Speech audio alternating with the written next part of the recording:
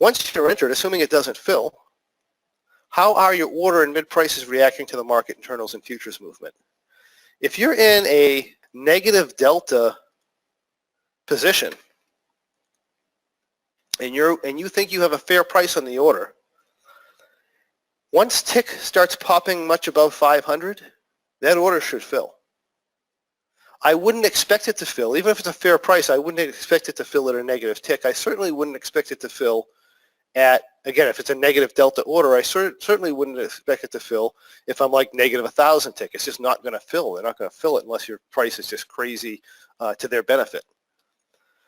If it's a good price, it's not going to fill between 0 and 500 tick most likely. But once we start getting over 500 tick, it should fill. If it's not, your guess on price is off. And you need to start lowering at that point, no matter what the mid does.